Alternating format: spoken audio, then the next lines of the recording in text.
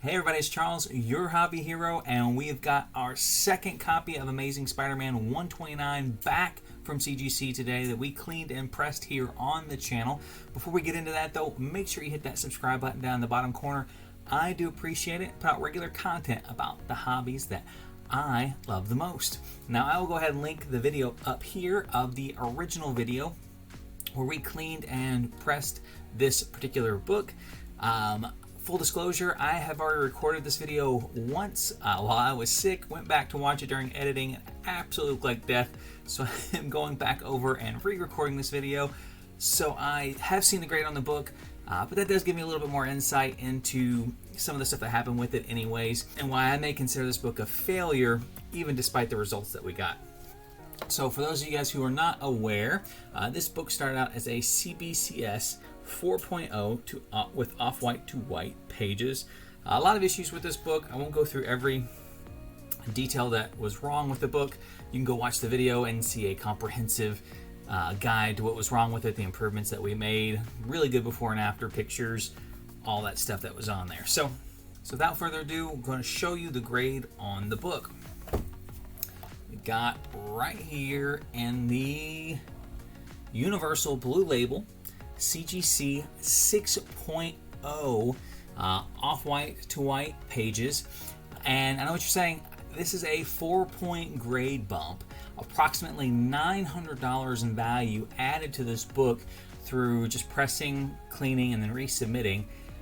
How does this book still feel like a failure? And I'll tell you.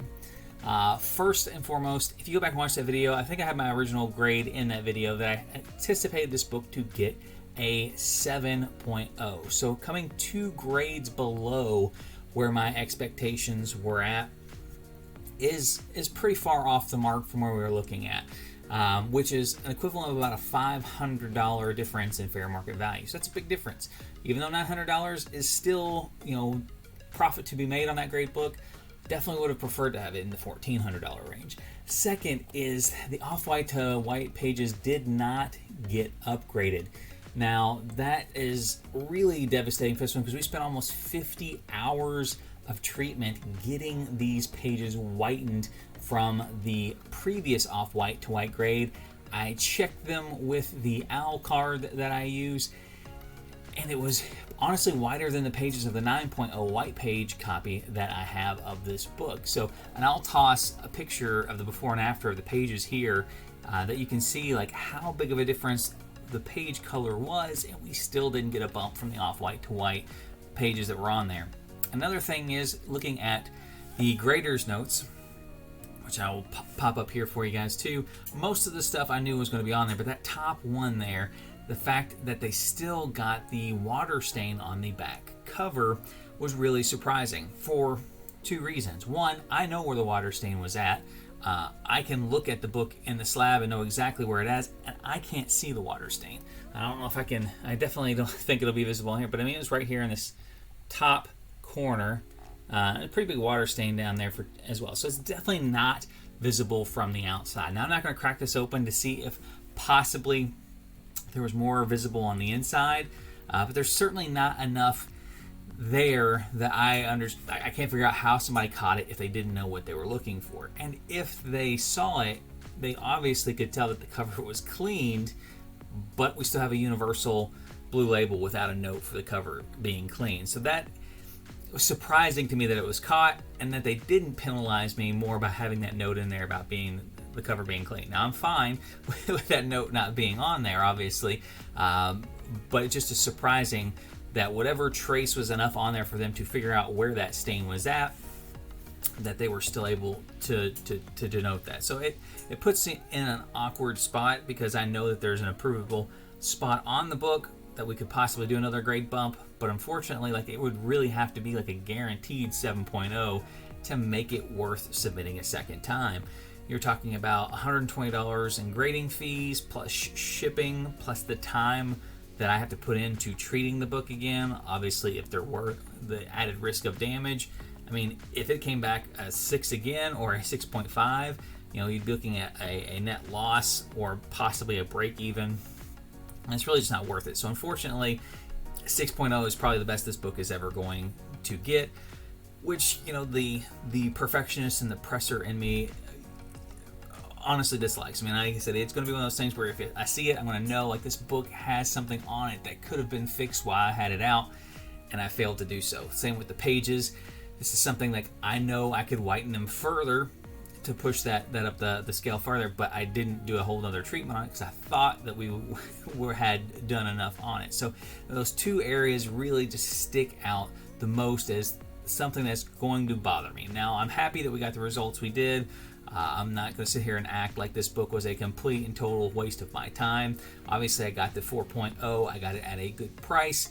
I put the work in. I think I made an entertaining video out of the content of getting it cleaned up. And to get a 6.0 and be a 4-point grade bump is still a great return on that time.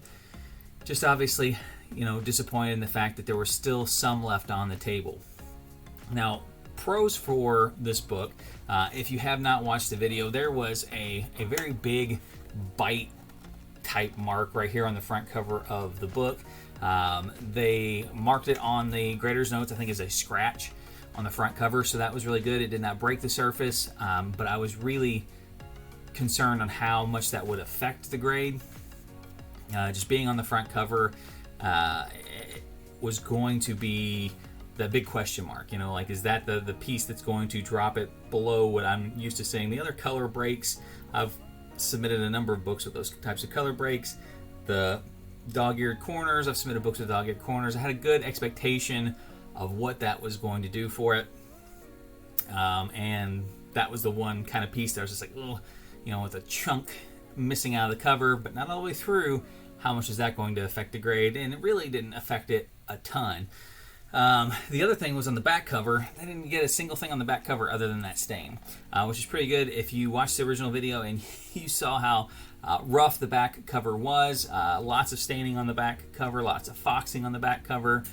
There is a crease over here that was a manufacturer's crease that I was hoping they weren't going to dock the grade for on there, but they didn't annotate anything on that cover as well. Also, with the colors being as bright as they are, this thing absolutely presents beautifully. So even as a 6.0, I think we'll be able to get on the top end of the market for this book just because it presents, the colors are very bright, there's no pieces missing, the imperfections that are on the book are very subtle and very light.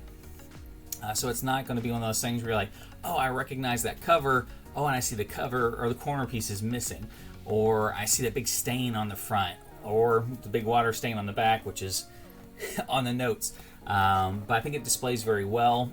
So even despite the grade being a little bit lower, I think we will be able to sell on the high end of a 6.0 just because of how well it presents. So I don't know. Let me know what you guys think in the comment section below. Do you think that this is a success, even though we got the off-white pages and the stain was still noticed by CGC, or are you guys kind of leaning with me where you think that, hey, you know, there were still things that could be fixed on this book when you submitted it and you really missed the boat on that opportunity? Let me know in the comment section below.